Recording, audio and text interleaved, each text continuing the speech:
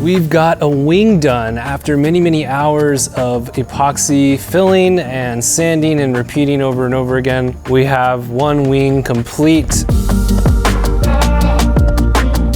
The only things that are missing at this point are putting a fuel tank in, installing some fuel lines in it, and a couple other little things, but for the most part, it's all smoothed out. There's no more repairs being made.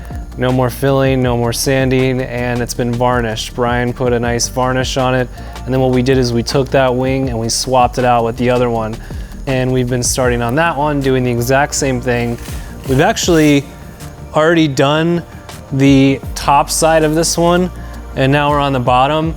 I spent a long time removing all the glue, and it just took a ton of acetone. You can see it melting the gloves. It's melting your hands. Yep. Your thumb's gonna melt off.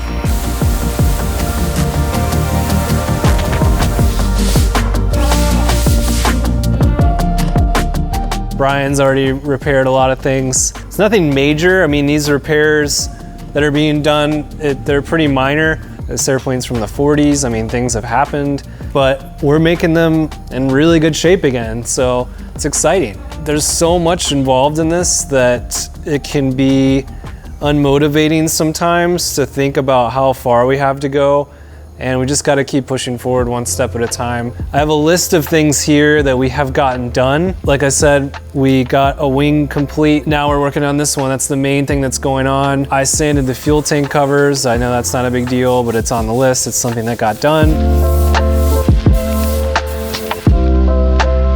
We also made a blueprint of the wing ribs. Dave actually was working on a blueprint for the wing ribs, which is pretty cool. Brian rewired the position lights with some new wiring.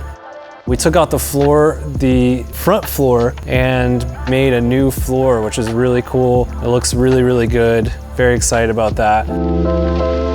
Did the same thing for the back one. I was seeing if I could get the back floor out, and it actually came out pretty easily after ripping up all the carpet out back there. The carpet, it was from the 70s, and you know, sometimes that could be cool, but we weren't crazy about the color of it. And we're actually gonna be making a new back floor as well. Brian welded this little tab toward the rudder that was a tab that was missing for an inspection panel.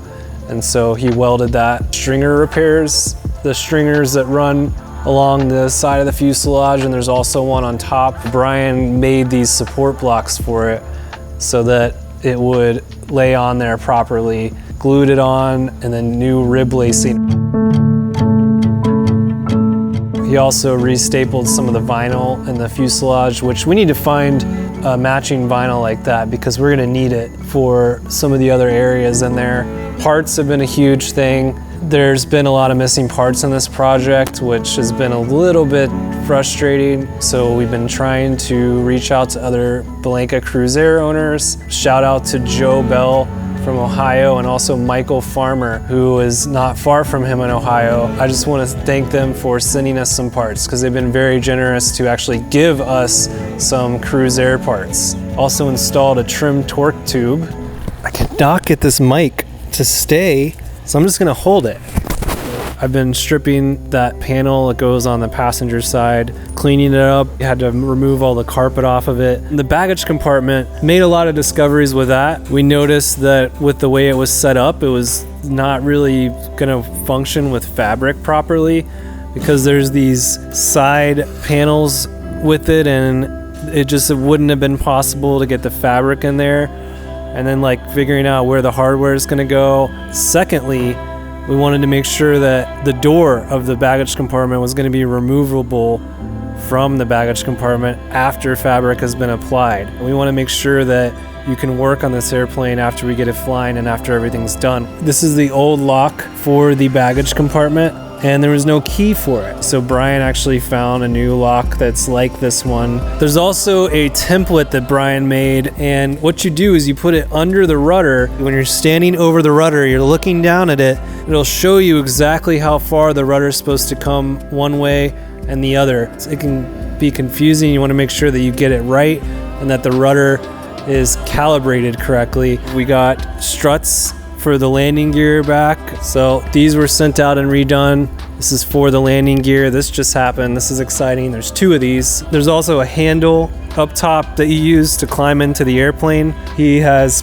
cut something custom there to go behind it, a little cup, some kind of thin piece of aluminum basically. That way the fabric has something to work with there. A lot of people covered up the handles when they would redo these airplanes and they'd refabric them. For some reason they wouldn't have that handle anymore, and it's really nice to have a handle to climb up onto the wing when you're getting into the airplane. I also have these hats for sale now. I got inspired to start selling some merch. These patches are really well done and they're actually hand sewn on. What's hand sewn anymore? We got the cardboard Connie here. Remember this airplane?